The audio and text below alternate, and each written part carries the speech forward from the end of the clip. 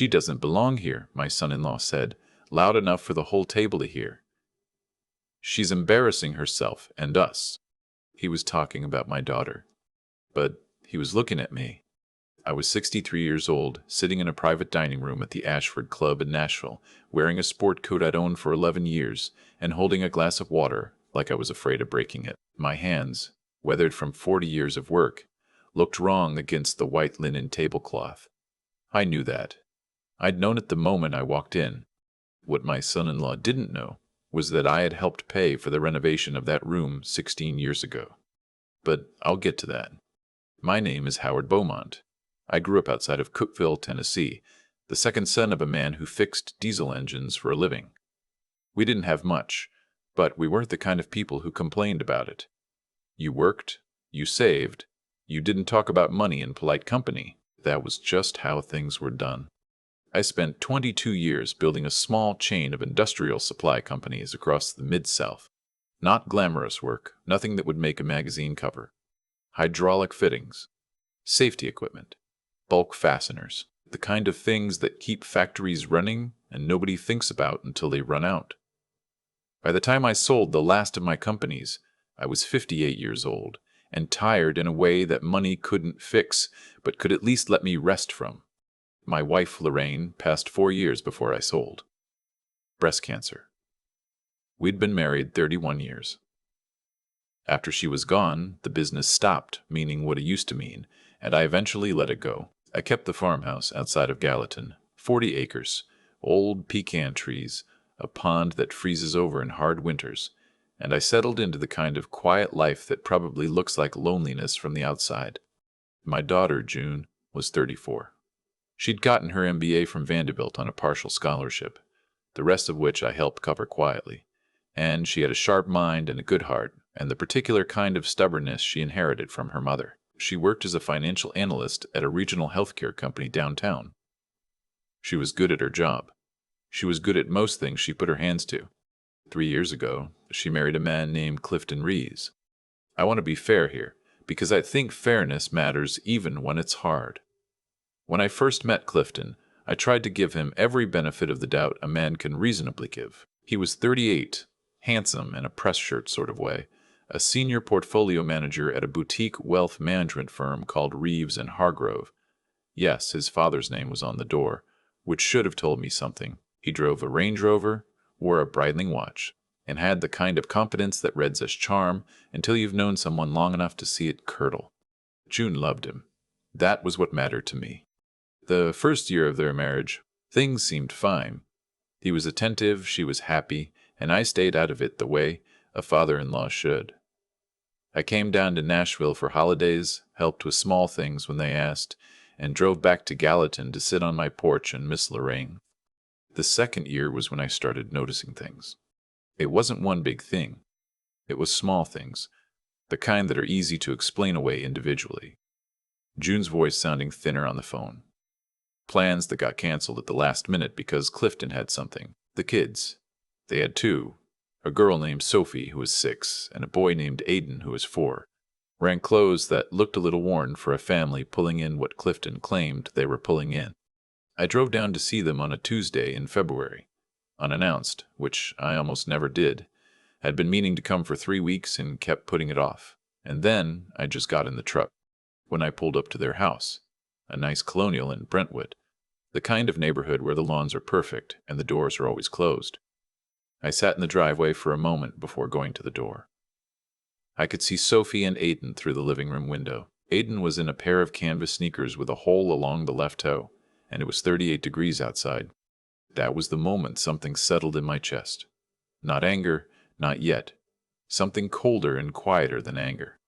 June answered the door surprised and a little flustered. The kitchen counter had a stack of mail she moved quickly, and I noticed, because I noticed things, because that was what 40 years in business had trained me to do, that 2 of the envelopes had the red stripe of past due notices. I didn't say anything. I stayed for dinner, played with the kids, helped Aiden put together a foam puzzle of the United States. When June walked me out to my truck, I hugged her for a moment longer than usual and asked her if everything was okay. She said yes. She said it too quickly, and she didn't look at me when she said it. I drove home and sat at my kitchen table for a long time. I'm not a man who acts on feelings alone. I've learned from years of negotiating contracts and reading people across conference tables that emotion is information, but not a plan. So I did what I knew how to do. I started paying attention. Over the next 6 weeks, I learned things. I learned that Clifton's salary at Reeves and Hargrove was being split, in part, toward a second apartment in the Gulch, a trendy neighborhood downtown, that June did not know about. I learned this not through surveillance or anything dramatic, but because a man I'd known for 20 years, a commercial real estate broker named Phil Odom, mentioned in passing that he'd helped Clifton lease a unit in the Broadstone building. And hadn't he married Howard Beaumont's daughter? Small city Nashville. Always has been. I hired an investigator. Her name was Audrey Marsh, mid-50s, former Metro detective, recommended to me by my attorney. She was methodical and unemotional, and exactly the kind of person you want doing this kind of work. She found what she found, and she presented it to me without editorializing, which I appreciated. Clifton was having an affair with a woman who worked at the same firm, a junior associate named Brianna, 29 years old. The second apartment was where they spent 3 or 4 nights a week. He was also, Audrey had determined through financial records obtained legally through June's shared accounts, transferring money from the household account to a personal brokerage account June didn't know existed. Not enough to trigger immediate alarm. Enough, over time, to matter. The joint household account had a balance of $812. I sat with that information for a week. I thought about calling June directly. I thought about confronting Clifton. I thought about a lot of things. And then Clifton solved the problem of timing for me. In early April, the firm held what they called their annual client appreciation dinner at the Ashford Club. It was the kind of event where wealth management people put on their best suits and remind their clients why they're worth the fees. Clifton had been going for years. That year, for reasons I still don't fully understand, maybe performance, maybe politics inside the firm, he was asked to bring family. He brought June. And June, because she didn't know what I knew, and because she was trying, the way she always tried, called and asked if I would come down for it. She said it would mean a lot. She said it would mean a lot. She said Clifton had been distant lately, and she thought if I was there it would help things feel more normal. I said I would come. I wore the sport coat I've had since 2013. It's a dark navy wool from a small tailor in Franklin who has since retired. It still fits because I still weigh about the same as I did at 52. My shoes were clean. I wasn't trying to impress anyone. The Ashford Club is on West End Avenue, housed in a building that's been there since 1924. I know this building because, in 2008, when they were doing a major renovation of the private dining wing, I provided the industrial hardware through one of my companies at cost, a favor to a board member who was a friend. That fact was not something I ever brought up in conversation. When I walked into the dining room, Clifton was standing with 3 colleagues and 2 clients. He saw me across the room and something shifted in his face. Not quite irritation, but the cousin of it. He came over to greet me, shook my hand firmly in the way men do when they're performing, and said, "Howard, glad you could make it." He did not say Dad. He never called me that. I said hello. June squeezed my hand. We sat down.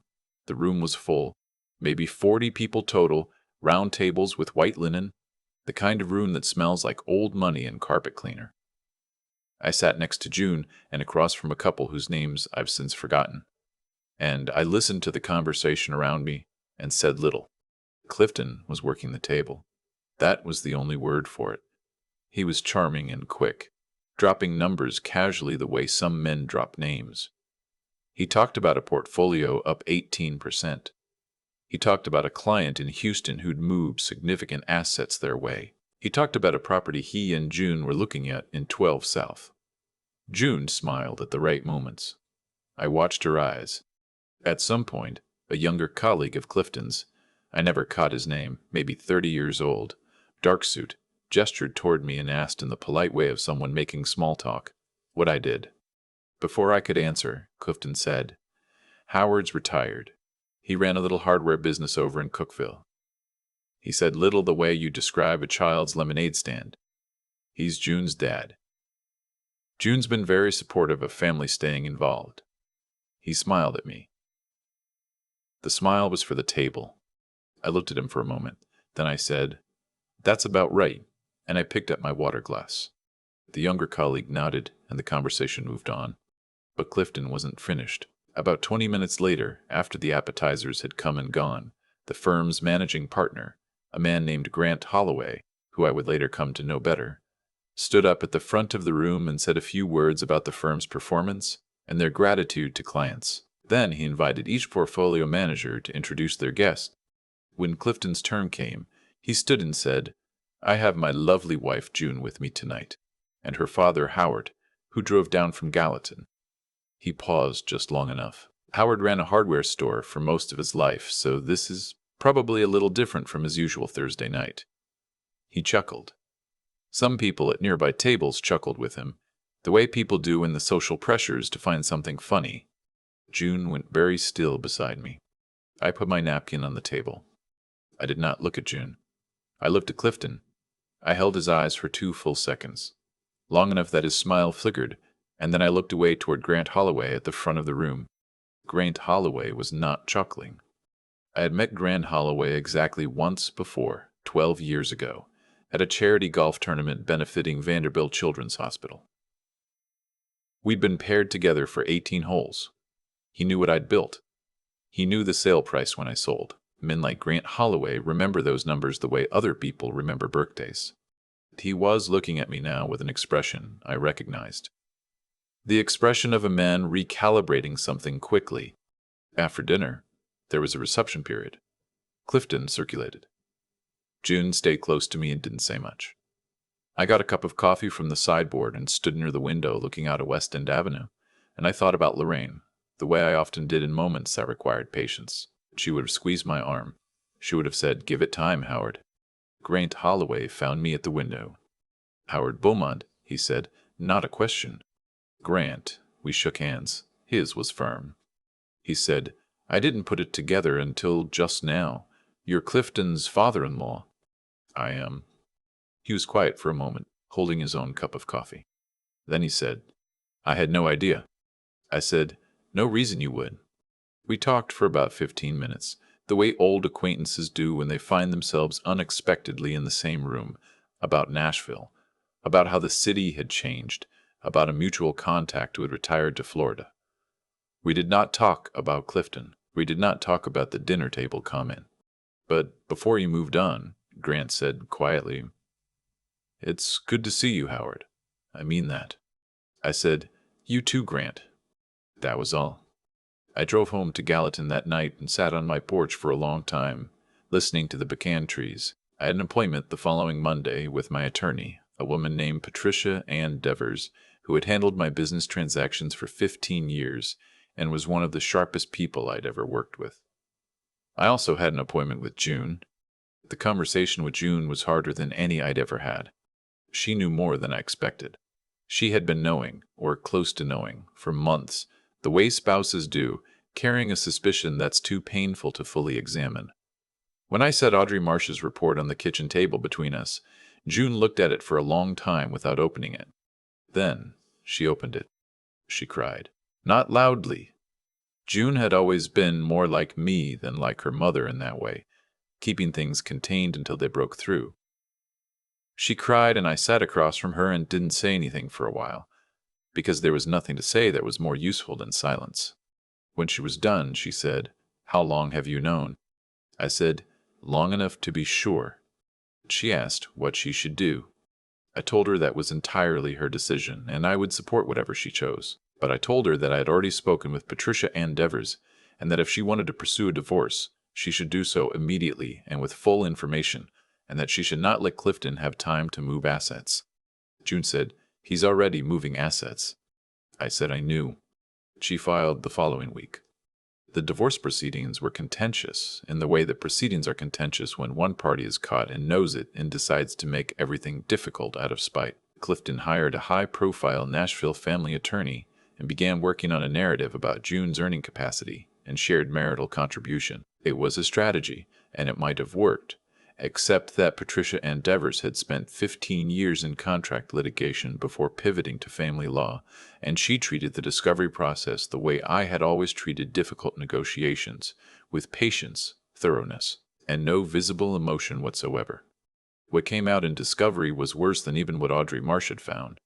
The personal brokerage account Clifton had been feeding was worth significantly more than initially estimated, $240,000, accumulated over 3 years of systematic transfers from the joint account and from June's salary, which had been direct depositing into accounts he had partial control over through a shell arrangement that Patricia Ann dismantled methodically over 6 weeks. There was also the small matter of his firm's compliance office. Grant Holloway, it turned out, had made some inquiries after our conversation at the club. I don't know exactly what he found or what he was already watching. What I know is that within 3 weeks of the charity dinner, Clifton was placed on administrative leave pending an internal compliance review related to undisclosed personal financial interests that conflicted with client portfolios he managed. He resigned before the review concluded. I found this out the same morning June called me, voice steadier than I'd heard it in months, to tell me that Clifton had agreed to a settlement. The $240,000 returned in full. The Brentwood house, which had significant equity, staying with June and the children, shared custody with primary residence for the kids with June. Clifton's attorney had apparently advised him, correctly, that the compliance situation at the firm had materially weakened his position in every other negotiation he was attempting to have. I was in my barn when June called. I was doing nothing in particular, just moving around the way you do when you're too restless to sit still. I leaned against the workbench and listened to her tell me all of it, and when she was done, she said, "Dad." Just that. I said, "I'm here." She said, "Thank you for paying attention." I didn't know what to say to that. I said, "Your mother would have figured it out faster." June laughed. It was the first time I'd heard her laugh in a long time, and it sounded like something coming back. I drove down to Nashville 3 weeks after the settlement finalized. Sophie and Aiden were in the backyard. The new backyard, the one in a smaller rental house in East Nashville that June had found, while things sorted out, and Sophie was teaching Aiden something with a length of jump rope that seemed to involve more falling down than jumping. They were loud and ridiculous and fine. I sat on June's back steps with a cup of coffee and watched them, and June sat beside me, and for a while neither of us said much. At one point, Sophie stopped and looked at me with a particular directness that 6-year-olds have, completely unconcerned with the normal social filters, and said, "Grandpa, are you sad?" I thought about it. "No," I said. "I'm just thinking." She considered this. "About what?" "About how much your grandmother would have liked watching you two do whatever it is you're doing." Sophie appeared to find this acceptable. She turned back to the jump rope. June put her hand on my arm for a moment, and then took it away. I thought about what she'd said, "Thank you for paying attention," and I thought about the fact that attention is really the only thing any of us can give each other that can't be measured or taken back. Lorraine had paid attention to the things that mattered. She'd paid attention to me for 31 years, and I tried to do the same. Now I was paying attention to June, and to Sophie, and to Aiden with his new shoes, canvas, still but intact, running in circles in an East Nashville backyard in the early Tennessee spring. It wasn't everything, but it was enough to start with. I finished my coffee. Sophie fell down again and laughed instead of crying. A mockingbird somewhere in the yard ran through about 4 different songs in 20 seconds. I set my cup down on the step beside me and thought, "Lorraine, I think they're going to be okay." And I almost believed she answered. I keep coming back to that Tuesday in February. The moment I sat in the driveway and saw Aiden's shoe through the living room window, the hole along the left toe 38 degrees outside, and felt something go quiet and cold inside me. Not rage. Something more deliberate than rage. People ask, sometimes, what made me act instead of just worrying the way most people do. I don't think it was courage.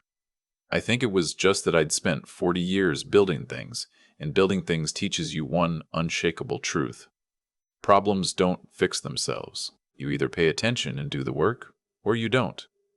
There is no third option. Clifton counted on the fact that most people don't pay attention. That's what men like him build their whole operation on.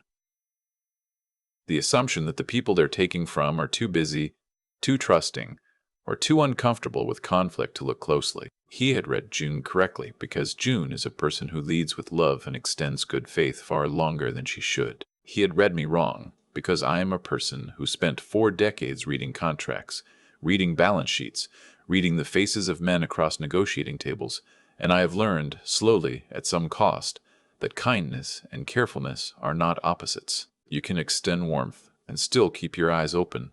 You can love your daughter and still count the numbers. That's what I'd call honest thinking, not cynicism, just the willingness to see clearly even when clarity is uncomfortable. What I did after that Tuesday wasn't clever or dramatic. It was just patient.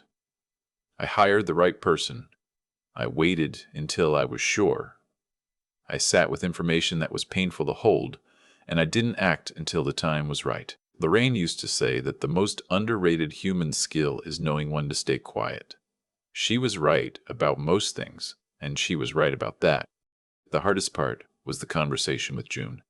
Not because she was fragile, she isn't, but because there is something almost unbearable about putting evidence of betrayal in front of someone you love and watching them absorb it. I would have spared her that if I could have. I couldn't. The alternative was letting the thing continue, and that was never a real option. She asked me once, after everything settled, if I was angry at Clifton. I thought about it honestly. The truth is, I don't have much room for anger anymore. Anger is expensive, and the return on it is poor. What I felt, and still feel, is something closer to a kind of sad clarity. The recognition that a man who spends his energy performing wealth and importance while quietly emptying the accounts of the people who trust him is not a man building anything real. He was always going to end up exactly where he ended up. The meth was always going to catch him. What I'm left with, sitting on June's back steps, watching Sophie fall down laughing into the grass, watching Aiden in new shoes run in circles for no reason at all, is not satisfaction at what happened to Clifton. It's something simpler. Gratitude that I paid attention. Gratitude that June is the kind of woman who, when the truth landed on her kitchen table, picked it up and decided to act instead of looking away. She got that from her mother. I got lucky enough to be her father. That's enough of a story for me.